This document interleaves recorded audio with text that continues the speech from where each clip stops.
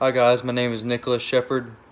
I'm an applied communications major, minor in construction management. Uh, my project is over South Koreans' workplace and the interactions it has between the United States. While researching my project, a couple of things that I came upon were South Korea is really serious about how they work, how long they work. They're very professional about it. They used to work about 68 hours a week, and the president came in about a year ago and changed that to 40 hours a week, which is roughly what we're used to. Um, there's a huge hierarchy in the younger and the older over there. It's not normal to find a younger citizen from South Korea um, to be in charge of a business just because of the younger and older kind of respect deal that they have over there. That's one of the biggest things that they emphasize is respect. Normally, the younger person is always supposed to acknowledge the older person in a certain way, like bowing, shaking the hand. Also, a little thing that's different from there and the United States is that nobody under the age of 18 can actually work without a work permit.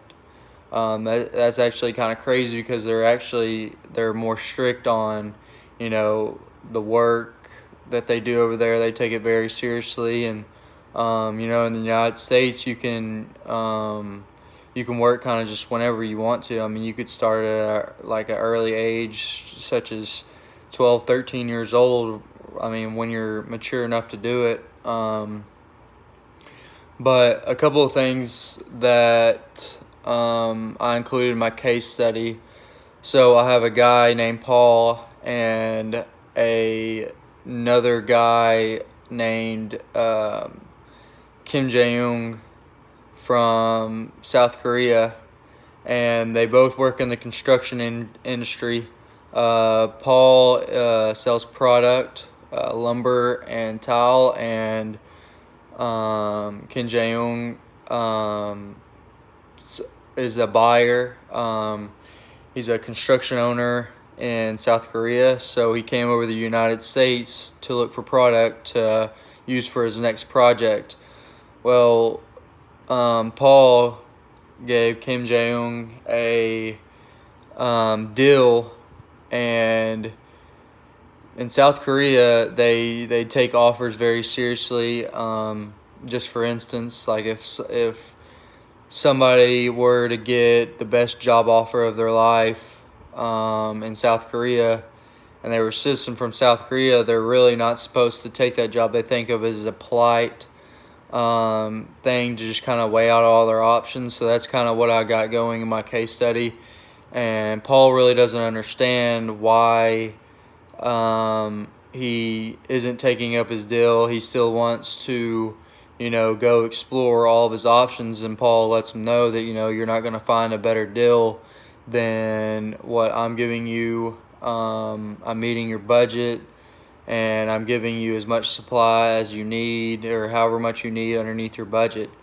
So, you know, the biggest conflict in that case study was, um, you know, Kim Jae-young being from South Korea, wanting to weigh out his options, wanting to go around the United States and try to figure out, maybe can I get a better deal, maybe not. But Paul just kind of took that the wrong way. Some Hofstede insights that I pulled from this project that stood out to me the most were power distance and individualism. Power distance just kind of comes back to the respect thing. I was actually having an interview with one of my buddies that plays on the baseball team with me, and he's from South Korea, and one of the biggest things that he noted was the bowing to your elders over there, and really being respectful. They take that very seriously. Individualism.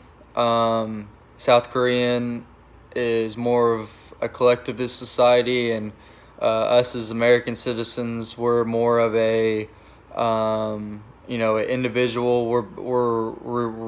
We are really, personal goal drived. Um, and South Korea, on the other hand, really looks towards the success of their group. So they're like their social group that they hang out with, that they work with, and the most important thing is that the company is successful. Um, to refer back to my case study, a couple of things that I found just with adapt, adopt, and synergy was adapt.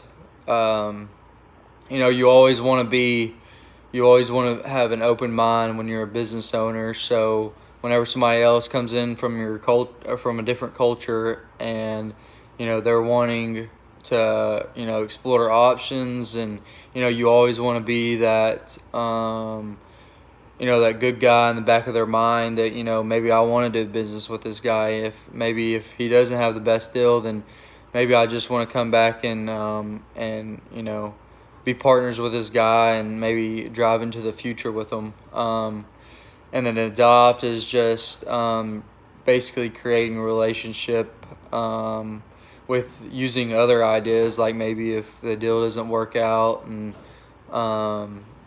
maybe he persuades them to come back and check out some more product that he needs for his next project.